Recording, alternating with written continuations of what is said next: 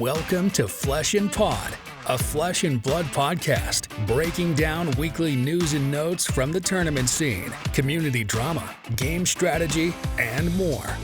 And now, here are your hosts, Darick and Logan. Hello and welcome to Season 5. If we had seasons on this show, which we really don't, but there's a box for it in the little RSS feed app to put a season in, so I always just put whatever year we're in. But I guess so, Season 5, Year 5 of Flesh and Pod. My name's Logan, I'm your host. It's episode 209. With me, as always, is the confusing at times Darick Oswald. We were having a discussion of... Well, why don't you take this over, Darick? What was the discussion that we were having? Based on your name, where you said that Jimmy Blanco is the Bizarro of Donnie Darko, which doesn't make sense to me because it'd be the Bizarro of Vinny Del Negro.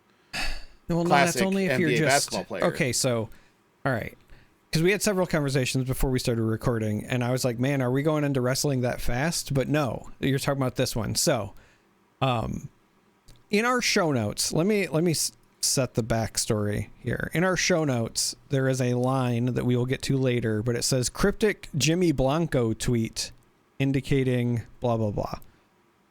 So in my head, so if you're not aware, that's James White. That's Jimmy Blanco is the alter ego of James White, to us anyway, because it's funny. Some people, yeah, it's a canon thing because it's funny.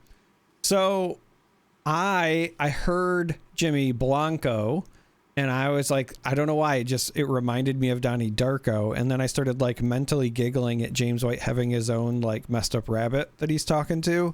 So I was like, okay, the Bizarro, because see, Bizarro isn't unsuperwoman, right? It's not you don't have to do the exact opposite, right? Bizarro is just the other Superman, right? So it's close enough, but also opposite. So I listed my name as Jimmy Blanco is the Bizarro of Donnie Darko. No notes. We also got the street value of Iowa was raised significantly over the weekend since we got 11 inches of snow here. And if anybody can give me the accurate Curtis Armstrong quote that references, gold star for you. But yeah, it's been real. Our skirmish got canceled or postponed, I should say, because again, 11 inches of snow, and it's I think we're getting another two tonight. So it's just pure chaos out there for the most part. But we did get enough of a gap yesterday that I went to Minneapolis to watch the Spurs play the Timberwolves. My boys lost, but that's okay. But it was at least clean sailing for that, because we's in the North, we just know how to handle this bullshit. Versus, an inch of snow cripples the entire state of Texas, as an example. Right. And we just take 11 inches and go, okay, time to go to work. But I said that exactly the way I said it for exactly the purpose of saying it the exact way I said it. Just want to make sure that is clear.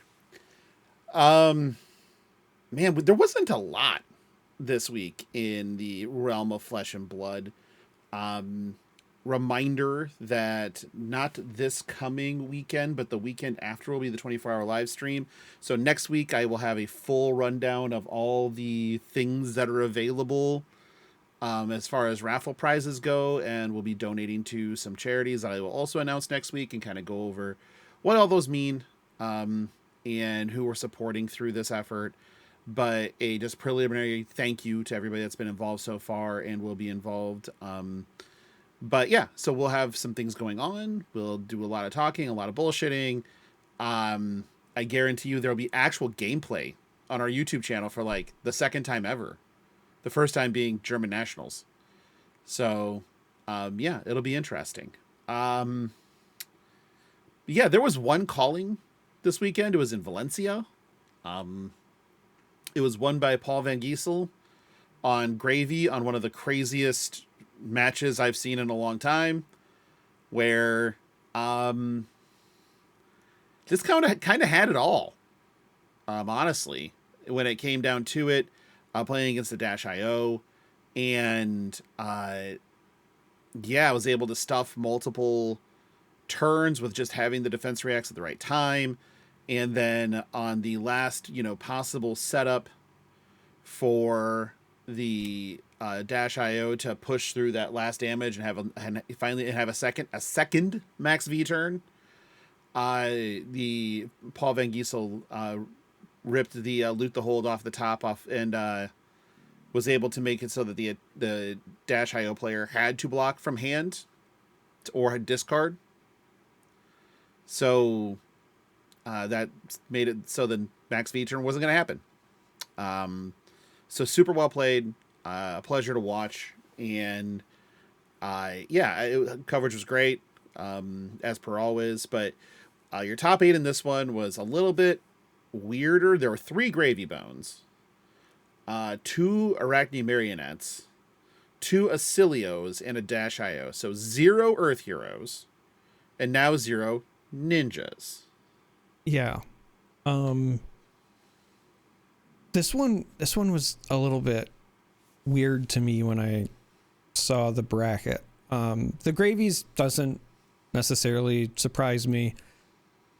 Gravy is still an incredibly popular character. The deck is still good enough to perform well. It's been, in the right hands consistently performing well for a while now. So, again, even though there are decks that can prey on it, the fact that there's a bunch of them, that didn't really surprise me. Acilio, not necessarily a surprise, but I was surprised that there were 2 of them because it seems like it's either like a one or a none thing lately. And then we also have Dash IO, which is almost like another Acilio. Like, I understand that they're not the same deck, but they're very similar in play styles. And then we have the 2 Marionettes, which, again, I think that's just kind of echoing what I said the last time we had this conversation, which is Assassin was, I think, still more than fine or more than playable post, Bond's banned. And I think that folks kind of like overreacted to that. And as people are settling in and experimenting with, different Assassin archetypes and whatever, I don't know that we'll always see 2, but the fact that we're seeing Assassins pop up again, not a huge surprise to me. The no ninjas is wild just because it feels absolutely like wild. With the 3 Gravies in the top 8? representation feels like the representation has been skyrocketing, especially with Syndra. Now it could be that there was a bunch on the bubble. It could be that maybe it's just like less popular in, Europe, the region. There's another realm of possibility where they just lost the fight with Gem is the way I'll put it. Sure. Right. Like stuff like that happens as well. It's hard to tell, but I don't think that this is going to be like an indicator of a big change coming in the meta. I think that, Syndra in particular, but ninjas in general are just still very strong right now. I think that the 3 decks that I would point to here that are kind of filling that slot are the 2 Acilios and the 1 Dash are also, again, like doing very similar things. I think Syndra's more consistent at doing those things, especially into the meta, right? But again, we're just seeing aggro decks that were able to prey upon the same matchups, in my opinion, that Syndra would normally prey upon. So yeah, it's both. This is so weird. This is like the longest winded way to say like this top 8 is both incredibly surprising and also not surprising. And I don't know how I feel about that. I think it's more surprising than not surprising. Mainly the lack of Syndra. Yeah. The lack of Verdance. I think when you're talking about our triangle that we pretty much identified as beat 2 of these 3 decks or don't bring your deck. Being Gravy, Syndra, Verdance. Not seeing, this is I think the 2nd tournament in a row where the last one, okay, sorry, and you had in Battlehard in Vegas, you did have Gravy and Syndra, no Verdance, but this is the 2nd time in a row of no Verdance. So either that is more prepped for, or the matchups are getting more polarized towards forcing Syndra, or it's not Syndra, Verdance out. Which, maybe? But it's hard to say. If Gravy's popularity comes back up, which it seems like it is, or maybe there's regionality involved. We know that that's been a thing in the past. But if Gravy, you would think if Gravy's percentages are going up, Syndra's would stay in the limelight. And here we don't have a Syndra in the top 8. I did not look at the top 16, which I probably can do. So, fuck it, we'll do it live. But let's look to see how many Syndras are in the top 16 of this calling. You have in 10th or 9th is an Acilio, 10th is a Dash IO, 11th is a Verdance. You have to go down to 17th to find your first Syndra. Bunch of fucking Rhinars, though. Like, bunch of Rhinars. I'm here for that shit. Like, let's go. And yeah, you see one Syndra in 17th, one in 32nd, one in 41st. So 4, 5, 6, 7, 8, 9, 10, 11, 12, 13, 14, 15. Looks like there was a lot of Syndras registered, honestly, in this event. So it's not representation. There's something else. And looking at the total player count you had, oh my God. How many do you think were in this calling? Classic Constructed Calling in Valencia.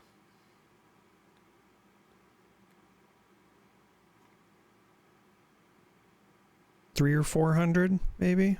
427. Yeah.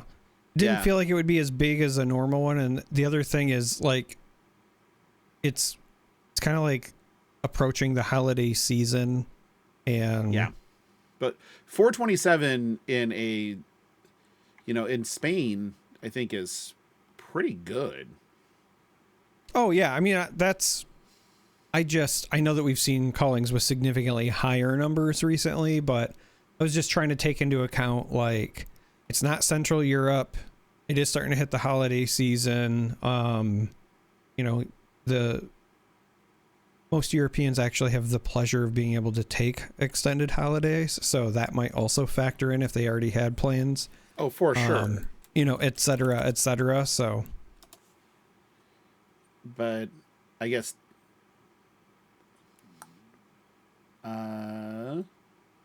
so looking at the Battle Hardened, Silver Age Battle Hardened, first real Silver Age event. Looks like we had it was maxed out, obviously. Like, obviously that one was 128 players. That was maxed out. But that was won by Petter Olsen on Chain, which again we saw lots of Chain in the first Silver Age events that we saw pop up in Japan. But this top 8 was 2 chains. Following the proper amount of chains. 2 Briars, an Ira, an Oldham, and 2 Bravo Flattering Showmen. Which does not surprise me personally. No, it's pretty good. I think especially Flattering Showman. I even think regular Bravo could be playable, but Flattering Showman is very good, I think, right now in Silver Age. And so why is that? Because even when you take away some of the like marquee Guardian cards, especially Bravo cards, right? You take away the Cripplings, you take away Terra Sunder, you take away Spinal Crush, etc. There are still things like Crush the Weak that are incredible. And when you're in Silver Age, right? Like, let's be honest, we don't have the same opportunities to exploit armor to buy you some time. Also so true. If you can hit like a red crush the week, like with the trigger against a chain, against a briar, some of these more like go wide decks, that's going to be very, very relevant. And at the end of the day, like when you look at what the Guardian cards do, your floor is always a blue block 3 with that deck. Like, is it flashy? No, but you're also like, at least in Silver Age, I get the feel you're not in a place where like if you have a bad hand or you don't have what you want, like you're just going to outright die because you don't have to block 20 consistently right out of the gate. But don't get me wrong, there are still some very powerful things you can do in Silver Age. But it's not, it's just with the power level toned down. It's so weird, right? Like with the power level toned down, the fact that Guardian has such a high floor actually makes them really relevant, in my opinion. So looking at Arthur Trehe's Bravo Flattering Showman deck, because, I mean, I recognize a Pro Tour champion, Pro Tour champion, and I see they're playing Bravo Flattering Showman. I'm going to pay attention. It is pretty much the chalk you would expect. Civic Duty and Civic Steps for your chest and feet. Blade Beckoner for your hat. And then Gauntlet of Boulder Hold for your arms. You have Anothos as an option, Steel Braid Buckler as an option with Titan's Fist. And then also you have the Richter Scale for matchups where you want to be more aggressive and get them out of the game quicker. Not a lot of reds. You have, an Arcane Polarity, which will be in the sideboard anyway, but Boulder Drop, Choke Slam, Crash and Bash, Debilitate, Disable, Edge of Their Seats, and Fault Line. So no Crush the Weeks. Very surprised by that. So like Choke Slam is obviously another good one. Boulder Drop is another good one, right? Like there are, Disable is your CNC in that format. Like I was saying, like there are great options still at that level, but I will be honest, I am surprised no Crush the Week. No, yeah, in any color, no Crush the Week. Yeah, I was just scrolling through. Yep. Lots of Choke Slams. You obviously have the Blue Macho Grande, which is the most Guardian thing ever. Looking at the other, and again, not seeing at least no yellows at all. Yeah, no yellows at all, and no Crush the Week. Full sets of. So this was another thing that I was gonna mention, but I wasn't expecting the full 6. Every test of strength, test of might, test of vigor, all the block 4s, as well as staunch responses and unmovables. Yeah. So this, I mean, that's interesting that a card that you pointed out, like Crush Week would make sense. It makes sense to me. Right. Yeah. I just don't, I don't know why they didn't include it. I mean, it's entirely possible that so one possible reason that I could see is that if you are already planning on running everything with a rate, for lack of a better way to put it, right, a rate of 3 or more anyway, then perhaps they just said, okay, we can handle those turns 1 for 1 anyway. We only care about things that are the 4 or more breakpoint, right? So you drop the Crush the Weeks 4 more block 4s, or for the staunches and unmovables. Because I will be honest, I am slightly surprised that both of these lists were on both staunch and unmovable in multiple colors as well. And I say that just because I feel like while those cards are great at blocking tall and you want them for the mirror and whatever, the decks that I would expect to see a lot of are not ones where you traditionally worry about them going tall. Right. So for them to have so many tools against tall is the only thing where I would say I'm surprised. But again, maybe they also just have a read on their local meta, right? I would expect here at my locals for Silver Age, I would expect it to be Iras, Chains, Briars, right? A lot of these go wide, play as many 0-for-4s with go again as you can sort of thing. And in those matchups, unmovable, especially like red unmovable, feel pretty bad. So, yeah, I'm not saying it's wrong. Again, probably just a read on their meta, because obviously it's really good against like, red disable or whatever. But yeah, I just think a lot of these metas are just wildly diverse. Like they are, some place might have everybody plays Briar, and then the next place is everybody plays Fatigue. Yeah. So there's going to be polarization there too, especially early. But yeah, I don't know. I look at Mariano Rivero's list, and I don't know. I kind of like it more, just generally speaking. I mean, they really went with the just raw numbers thing because math. Play math deck. I mentioned the 3 tests, but like that's not even counting Crash and Bash, which is another block 4. I should probably send this IRA list to my buddy Josh, because it's like, here, this is what you should be playing in Silver Age. Just copy this word for word, because Ian Zhang's IRA list is fucking chef's kiss. Like, this is beautiful. These are things that I hadn't exactly thought of being IRA cards. It's doing the cute life of the party thing with the hat, but it's also just like, oh, these are all just cards that you want to play. Okay. IRA good stuff deck. Like here it is. Sure. So the only thing I would have in here that he doesn't is I would actually play even bigger than that, because why not? But otherwise, this is gorgeous. I'm a big fan. But yeah, I think it's interesting. We had, again, an event that looks like it was well populated. Lots of, players, lots of top end players. It was on a holiday weekend in the States, which might have prevented some US players from going over with family commitments or whatever. And also, like, there probably were people that, they would have been there earlier. So probably didn't have travel impacts. Like, when I made light earlier of the amount of snow that we got here, it actually was really detrimental to a lot of holiday plans.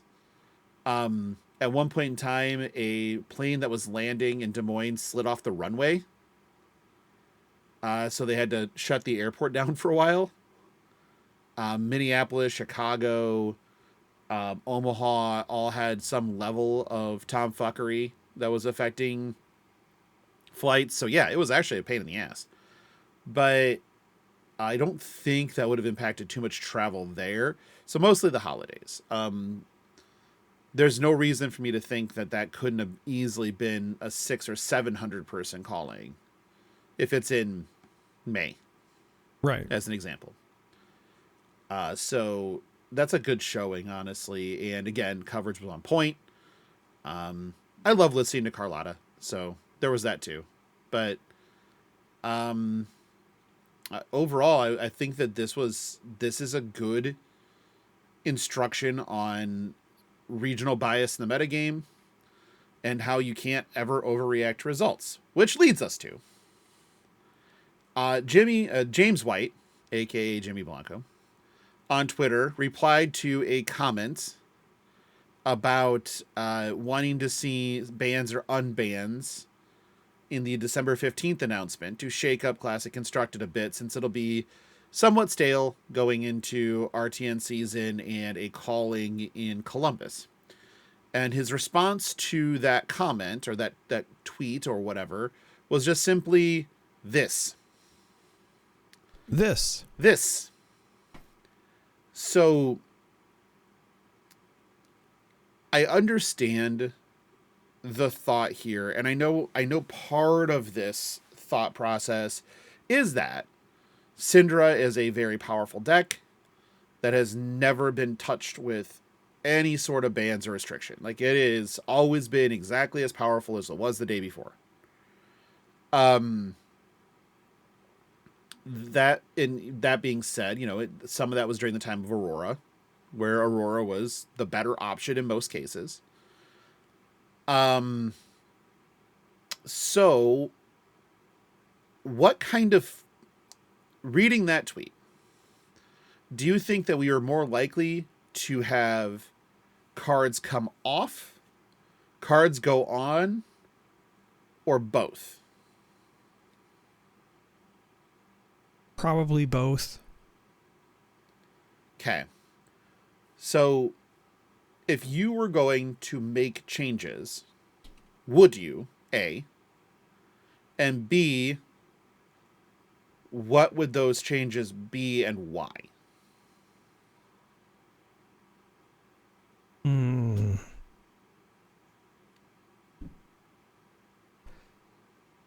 I mean, I do think if the goal is to shake up what feels like a solved meta, because again, one of the interesting things about card games is that sometimes, in my opinion, some of your like bans, suspensions, whatever, given that they are arbitrary and likely temporary in nature and so forth, I don't think that you have to do it for balance, because sometimes things can be balanced and still be unfun.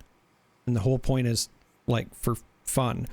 And I think that right now, if I'm being honest, I do think that we're in a relatively healthy meta, but it also just feels pretty solved-ish. I mean, there is still iteration happening from week to week, and the best players are finding those advantages. And we're seeing, some heroes come back, some classes come back. Warriors have been making a mini splash. Folks have been picking up Marionette as like the new assassin. Like, it's there, but I just think like going into an event, probably roughly what 60% of the field is going to be, right? So with that in mind, I do think something probably has to come from Syndra. Maybe also Gravy. There's an argument to be made there as well. I know that obviously you don't want to keep pummeling a deck that is incredibly popular, and especially a class that players waited 5 years for it to debut in the game. But it's also very clear that, the deck, there were arguments that were made even beforehand, right? That like in some cases you could say like it was addition by subtraction, right? So those are the two that jump out to me as like potential candidates for something like to be taken from. Sure. I also think personally that as a whole, the Super Slam heroes have not done nearly as well as heroes from new sets have for like the last year and a half. So I think that if you were going to try to give something back, it should be in that vein. But the problem is there's not a lot of things that those decks are missing that I think are safe to go back. So this is where I struggle to say, like, would I give something back or not? I don't know, because this is one of those things where like I think you would have to pose the question and then do your due diligence with internal testing, because like on first pass, some of the cards that are like brute oriented that I know are banned off the top of my head are like Berserk. Talk a Big Game that went just before Super Slam came out, right? And that one, like, we read it and we were like, yeah, that makes sense.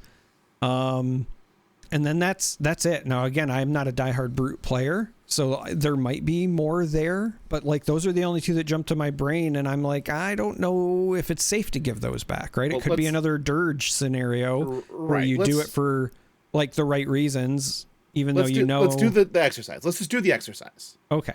So it's an easy exercise. If you're considering a card to come off the list, you have to find a use case that is neither it does nothing or it busts something. So it has to find a use case in the middle. Yeah. And if you can't find a use case in the middle, it can't come off the list. So let's start at the top. Art of War. Yeah, no, that's Moving not coming on. off. Awakening. Now, that does improve Jarl. It does improve Jarl. But does it bust Jarl? I don't know that it does. See, there we go. So it doesn't sound, so Awakening is one where it doesn't seem like to me that it would necessarily be a flop and do nothing. And it doesn't push a hero so far that they're just the best thing to be doing, full stop. That's a consideration. Ball Lightning. I don't think we can give that to Acilio. You can't risk it. Like, that one is just you cannot risk it. It would immediately go into Acilio. And the case for it just being a slightly better fry, Acilio being slightly better makes Acilio top tier. Yeah. And potentially better than that. And so that the needle is really hard there. And even bigger than that. Jesus. Belittle. I don't think that. I don't think Dark Ritual draw a card, especially with Fi still legal, can be a thing. Yeah. Berserk. We kind of had this question already. I think that Berserk might have been slightly premature, but I think it might also fall directly into the case of it does nothing or it does way too much. I don't know if there's a middle ground for the card. I mean, unless you have a different take. So here's my biggest thing with it. It actually, I think there is potentially a third consideration, and I actually think this is where Berserk falls. Okay.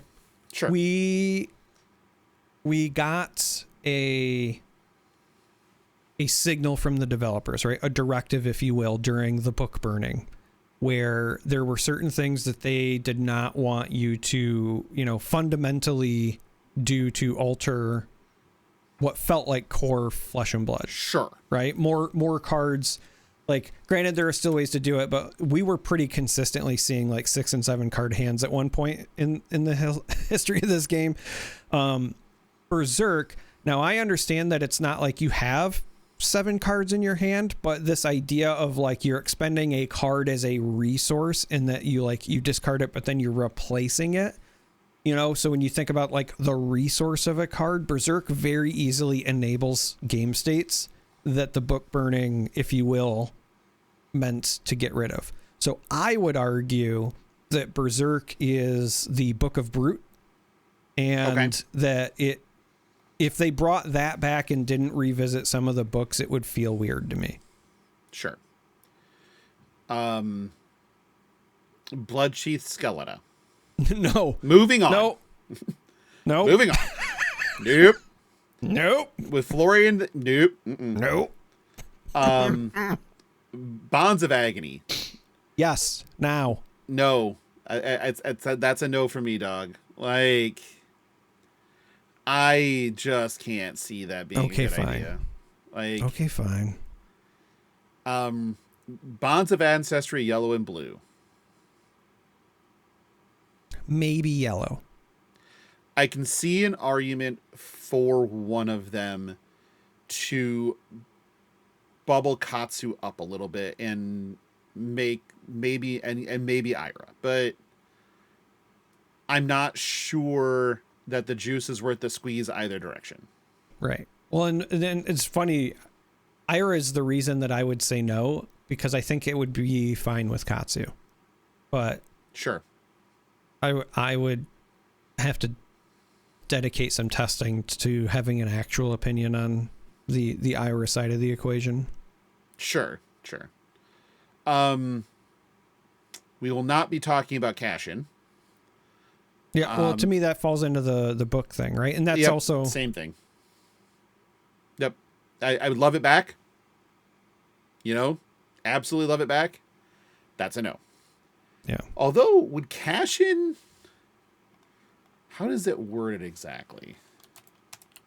So pay 4 to draw 2 cards. No, it's Olympia destroys their leg piece to draw 2 cards. Sure, but I just meant like base text. Base text seems harmless. Sure.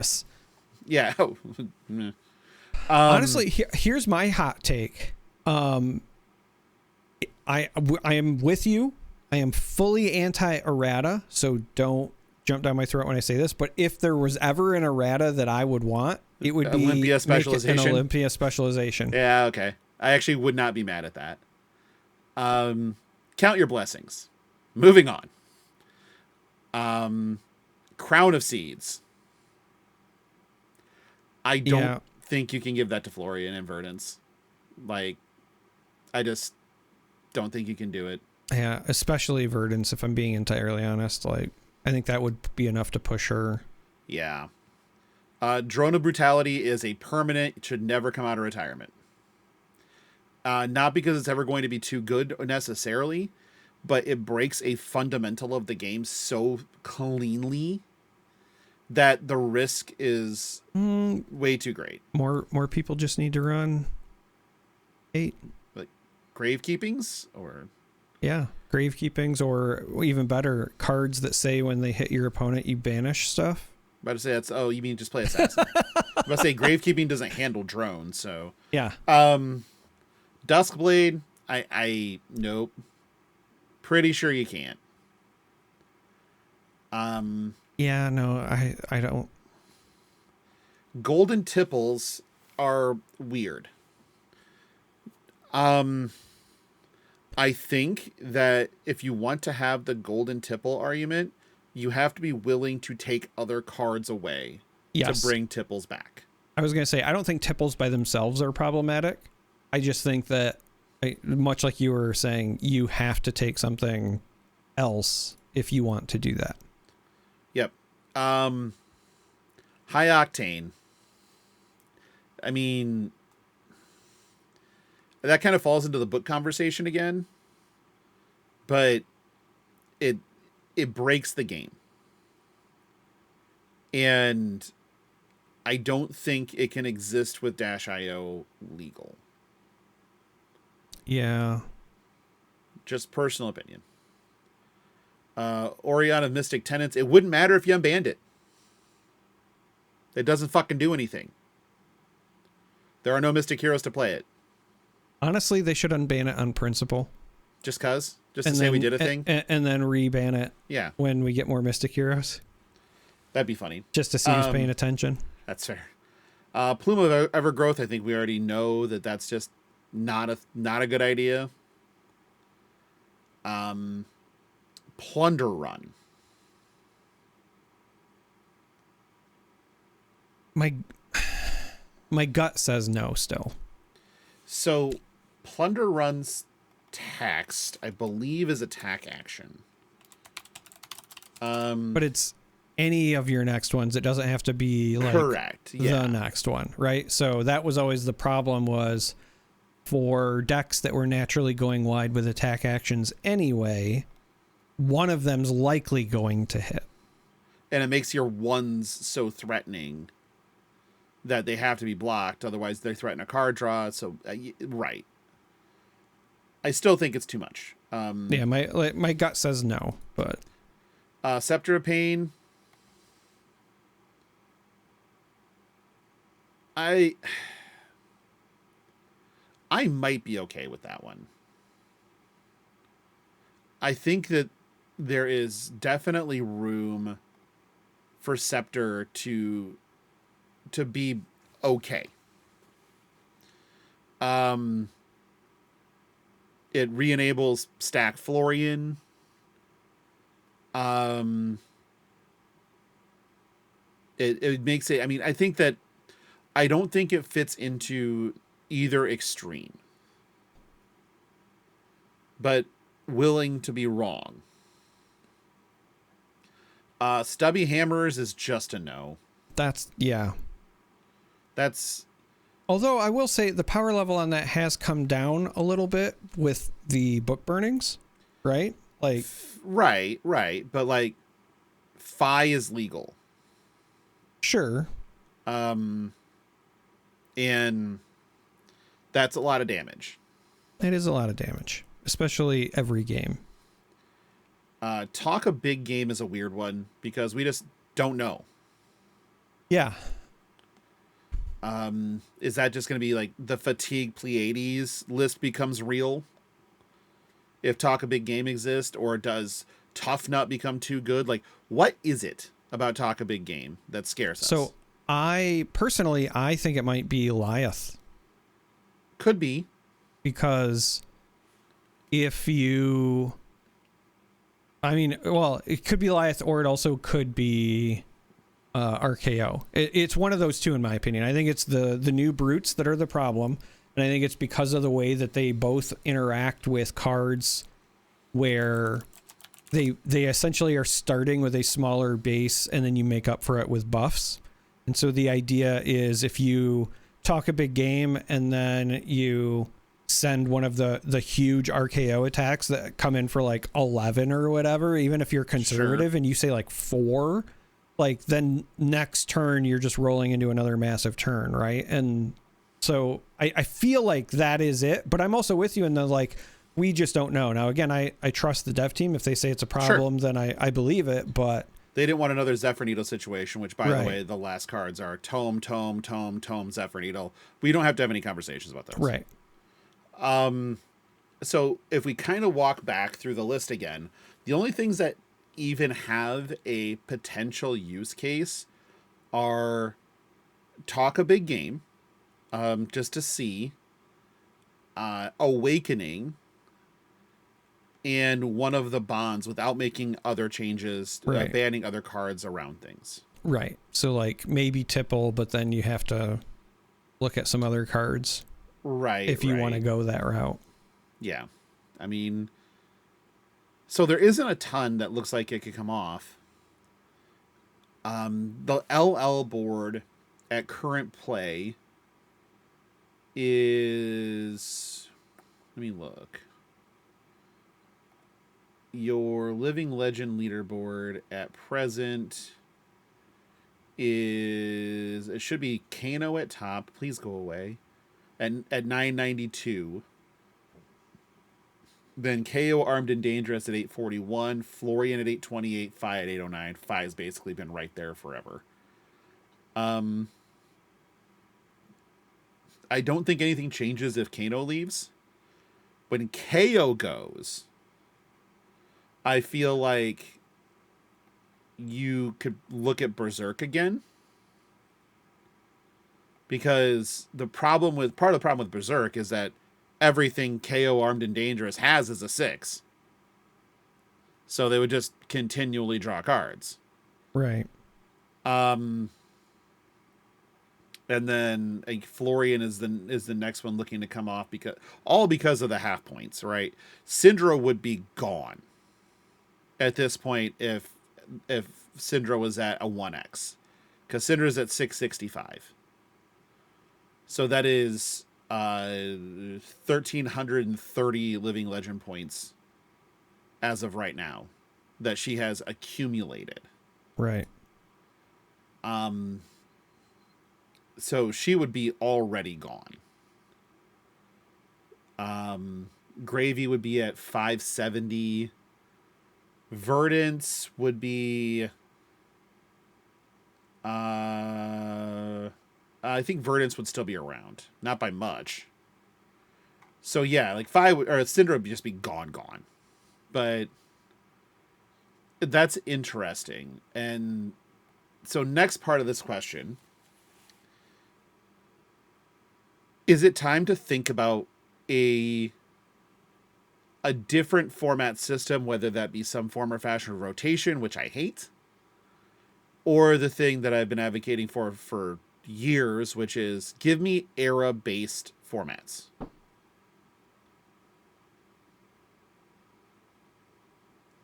I don't know. I still don't necessarily know. I don't hate the idea of era-based formats just because I was like an old MTG block junkie, you know? Oh, I was 100% block junkie. back when they actually like did good blocks anyway, right? When you had the 3 set, like 1 big and then 2 supplementals essentially. 1 big, 2 small. And they were also designed for like when you would draft at the end of the block, it would be like 1 of each as well. I like everything about that setup I was always a big fan of.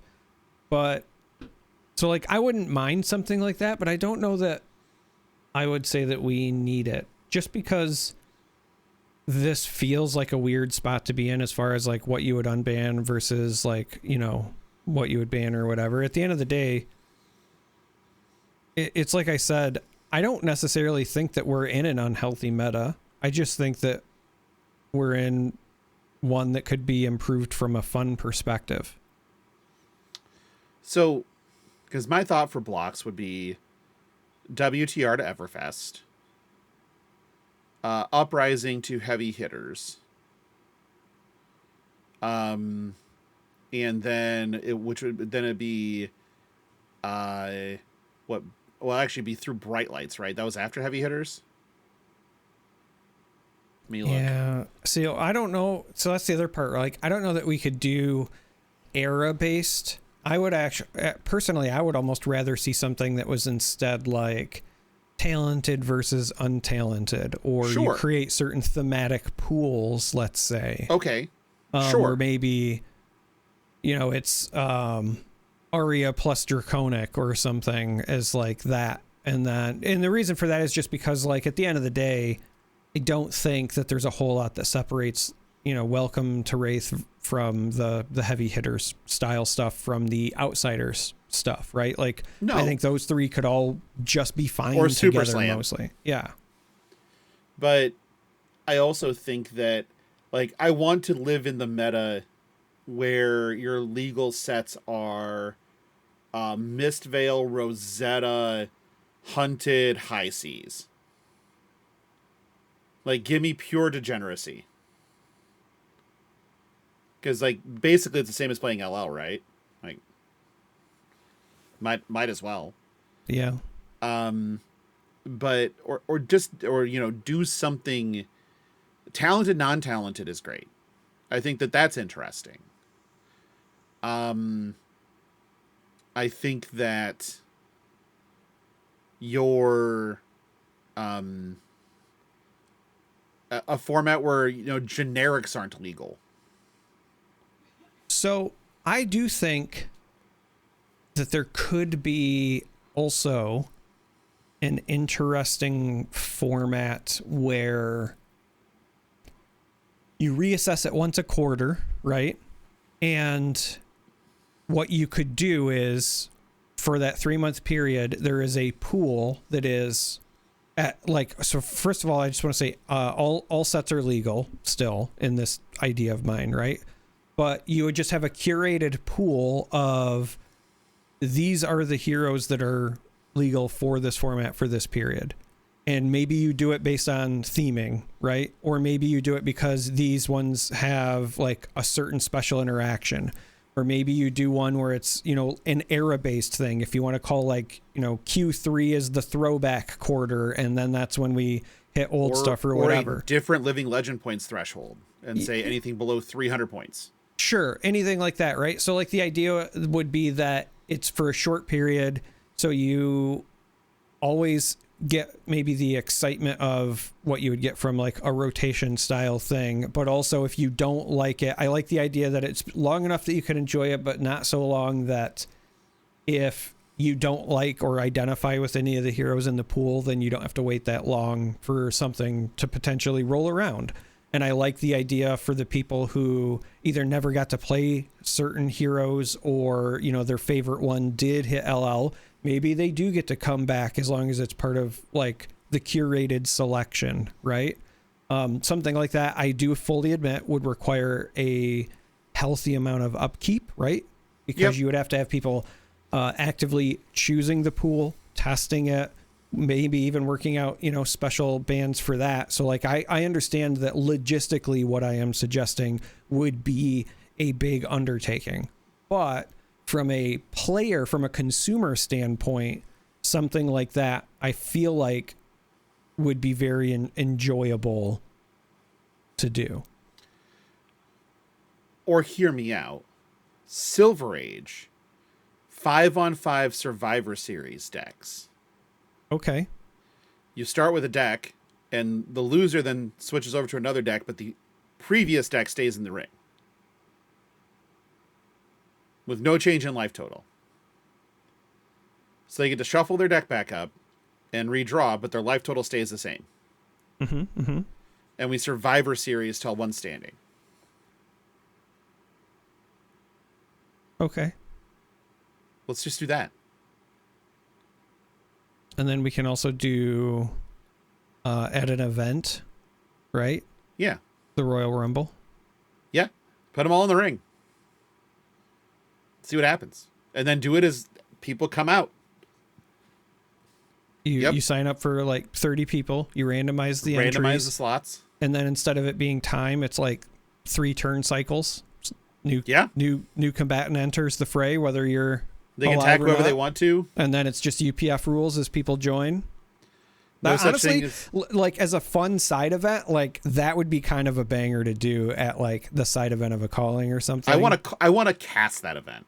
Like that actually, like as we're talking through it, that actually sounds like a lot of fun. Like I want to cast this event. I want to be the person that is hitting the theme big music. one on Saturday. That's the Royal Rumble, and then you can do on Sunday the smaller version where it's like 6, or maybe if you want to even it up, like 8-person pods or whatever, and you do the Elimination Chamber version. You could do that, or you could take the winner of the Saturday Rumble gets a show match against a Pro Tour or World Champion of their choice. Yeah, because you get to call them out. Yeah, you gotta give them the prize, give them a chance. So I think we got something here. Dude, I actually think like that would be such a banger side event. It's such a banger I would love event. that. Maybe we can talk like somebody into letting us just do this. Because it'd be so like in the after hours, like instead of having the 6 p.m. promo side event that 700 people sign up for, we have this thing which people can qualify for via side events during the day or whatever, so that they can beat one of the 30 people in the Rumble. Like, we could do a whole thing. Yeah. Like, I want this now. Like, we need to talk. The only way that makes this, like, granted, I am known for like needlessly complex things, so bear with me when I say this, but the only thing that would make this like more fun for me is if every deck for the like from each participant was built from like a shapeshifter sealed. Oh Jesus, even better. Because now it's literally like, because this is where my train of thought was, like part of the fun of like the real Royal Rumble is like who are the surprise entrants, and so like I just want like nobody expected Shiana to show up, but somebody cracked her. The shapeshifter and just went to town. I think we have something here. We'll have to flesh this out more, but let's go into our listener questions. We've already gone longer than I thought we would, mainly because we just started talking about Royal Rumbles and Survivor Series. But first one's from Polish guy Rich on Thanksgiving. Is there any scenario where it is unacceptable to have a piece of pie? The answer is no. For instance, let's say I've generously imbibed on Thanksgiving Eve, as you should. I wake up for the 4 a.m. bathroom run. Is it okay to stop for pie on the way back? Or it's okay to stop for pie on the way back to bed, right? Yeah. As long as the pie has been sliced, the pie is always fair game. So I only have like one problem with this entire scenario. Is it because you don't like pumpkin pie? No, I like pumpkin pie. Okay. No, my issue is really it's at the beginning. Why is the quote unquote on Thanksgiving disclaimer at the front, Rich? There really shouldn't be. Because this is acceptable always. 365. If you are awake at 4 a.m. and there you is a want sliced pie, free will exists for a reason. All right. You should eat that pie on the toilet. Remember when you were 9 years old laying in bed upset because your parents said you had to go to bed early and they were still having fun in the other room, and you thought, when I get older, I can't wait to do what I want. Sir, you are older. Do what you want. And if that means eating pie at 4 a.m., have at it. All right. There is no rule that says that when you're at the grocery store that you can't buy a birthday cake when it's not your birthday, just for you. And the same goes for pie.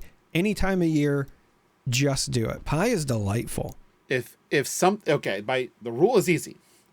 If there is a sliced substance that you can serve yourself easily at 4 a.m. that you want to eat, you should indeed eat that thing. No, see, my stance goes further. I don't care if it's sliced or not. I think you have to care about sliced. No. If it's a pie that is not sliced, then you just get a knife.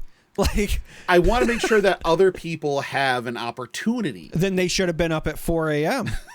You really are the heel. I am here for those Black Friday deals, and my deals are on pie, sir. Dude, if you give me Black Friday pie, holy fuck. Yeah, I'd be in. I mean, they're only called leftovers if somebody has left them over, and I refuse to do so. I mean, I was eating leftover turkey today and stuffing, so next one is from Captive Goat. What parts of the Fab community have the community started to take for granted? What would shock Fab players that happens in other games that doesn't happen in Fab? Whoo boy. If you really need to know the second part of this, and yes, this is an older reference, but just to get an understanding of some of the toxicity and culture of TCGs, just Google Gazban Ogress. Like, that's all you have to do. That'll explain all of it in one shot. Yeah, I guess that's maybe a good example. I mean, I had a bunch when I saw this question in Discord. I actually had a bunch that leapt to the forefront. And I want to preface this by saying it does not mean that these things do not happen in Fab, because some of them I know have happened in the past. It's just that the frequency is so small, especially at our large premiere events, that it's like an incredibly newsworthy thing when it does happen, right? So the things that jumped out to me were players removed due to body odor. Players that have had like numerous thefts. Yep. There is, well, I mean, if we're just going to talk about events, cash prizing, because like that's not a thing for every TCG. So that one's up there. If I wanted to take the easy, like low blow shots, you know, it's having sets that are printed around your own intellectual property. I mean, that's, yeah. A reasonable number of sets per year would be another easy shot there. Sure. Yeah, I mean, the big things though really are, in my opinion, just community based. Listening to your players when they have concerns. Yeah, there's definitely that too, but for me, it really is just the quality of the person at a Fab event is generally higher, in my opinion, than most other games when I attend them, just because they tend to be more welcoming, and it's you know, again, in part just because the game is entirely meant to be played in the flesh and blood. It's always been the priority. The experience has always been prioritized, and so it shows. But you know, I would even go as far as to say just like diversity, right? Yeah. You know, when I walk around a Fab event, it is significantly more diverse than I would say some of the other card game events that I have attended, even in recent memory, and definitely more diverse than, you know, ones from 10 years ago, let's say. Oh, sure. No, that's 100% a thing. And I do think that the community at times, I shouldn't say the community, the louder parts of the community do take for granted how much LSS does listen and implement feedback from players. Is it always perfect? Nope. Do they pretend to be perfect? Nope. They are very upfront when they fail, and they don't try to sugarcoat or, you know, shuffle anything, you know, under the deck. They usually are very upfront about, you know, we screwed up. We thought X, Y, or Z, and we were wrong.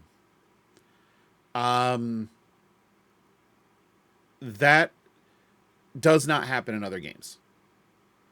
There was recently in Magic, there was one deck that was 80% of the standard meta, to the point that qualifier events for large scale tournaments that were standard format just wouldn't fire because no one wanted to show up for them.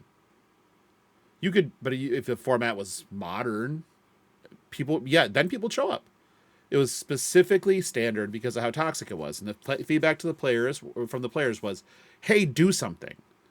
And WotC's answer was, no. If that same type of thing happened in Flesh and Blood, where a deck was that prevalent of a meta and attendance was just done for CC, they would make a change immediately. There would be no warning. It would just be now. Yeah, I think the real difference, I think this is the way that I would choose to word it or articulate it. The primary difference between Flesh and Blood and many other, maybe not all, but many other trading card games is that Flesh and Blood actually sells the game and the experience, and other companies sell the cards. Yeah. They don't care as long as you're buying. Right. I think that's 100% correct. And they just do not care at all as long as you're moving the needle, as long as you're buying cards. To me, Flesh and Blood is the most player friendly of all of the TCGs out there. And can that change? Sure. They may decide to go a different direction entirely and not be as player friendly. They may decide to that, they're going to tack more corporate and expand and have an IPO, which would probably tank everything. But yeah, I mean, it is the most player friendly. And again, there are lots of examples out there if you want to know what's different about Fab. Last question is from Pippin42. I love Merchant. Would a money bag work as a weapon, where the damage is how much silver, gold, and copper you have, and why is there no old Merchant? We've talked about this. It's Gill Toss. It's Gill Toss. I've wanted it since the moment I saw a Merchant hero, period. Yes. The answer is Gill Toss. And Gill Toss would be awesome. I would love it. I would love it too. If you're not familiar with Gill Toss, it's an ability in the Final Fantasy games where you literally throw money at the enemy for damage. Yep. That's it. You chuck money at your enemy. Now, as far as why no old Merchant, well, it's because to be a merchant in Wraith is to prematurely age yourself anyway. Case in point, take a look at the art on Genus What You Need. Now, don't get me wrong. I love this art. It's yet again an Ejur masterpiece, you absolute madman. However, that is young Genus in that photo. And he old. He looks like me 30 years from now if I ever live that long. Yeah. So if that says, hey, this is a young merchant after traveling Wraith, it's like, I'm out. I'm done. All merchants in Wraith belong to the 27 club. That's why they never have more than the 20 health. It's a hard life. It's a hard life. Genus has the pipe. He does. Oh, he does. How very Cobain of him. All right, let's get the fuck out of here. Let's thank some patrons, shall we? Let's thank our associate producers. We have Andy, the permanent associate producer, Sindra, Anthony, Ejor, Jacob, Aladoris, God damn it, Octothorptopus. I was doing so well. Sofsky, Heiner, and Sleep Coma. Then we have our executive producers on up. We have Blaze Storm, value member of the Patreon. Diet of the Green Cosplayer, John and Charlie. Then we have our Possum supporter, the Delusion Data Analyst, along with our Chamber of Charcoal participants, Matt, Brandon, the Hammer, And Rich, I think we're going to have the hammer on next week. I think that's the rumor. Did you just call me Rich? No, the ceiling fan is Rich. Oh, okay. You're the one spinning around Rich. Fair. Yeah. If you'd like to become a member of the Patreon, you can go to patreon.com/fleshandpod. Links in the show notes. Pick a fucking tier. Don't really care. And yeah, you can come to FAP After Dark. Anybody who is subscribed to our Patreon at any paid tier, you'll already have entries into the charity raffle because we're just going to donate our entire Patreon to charity for the month of December. So, you know, you guys already paid for it. So you already have entries. But if we, you know, you can always donate more and get more entries. That's the thing you can do. If you need to contact the show, you can send us an email, fleshandpod@gmail.com, which is a real email address. You can also find us on BlueSky, just search Flesh and Pod. Biggest thing, Discord. Join it. Click on the show notes. Or click on the link in the show notes to join our Discord. It is absolutely free. You'll have a lot of fun in there talking to all the degens. There are a lot of them, by the way. Charmer, where can they find you? They can't. Can't see me? The last time is now. How close that is some days. Discord.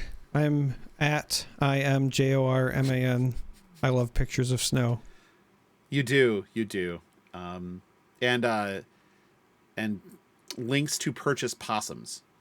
But yeah, that's our show for this week, kids. Thank you all for watching, listening. Thank you for subscribing, you fucks. And yeah, we'll talk to you again next week. Bye.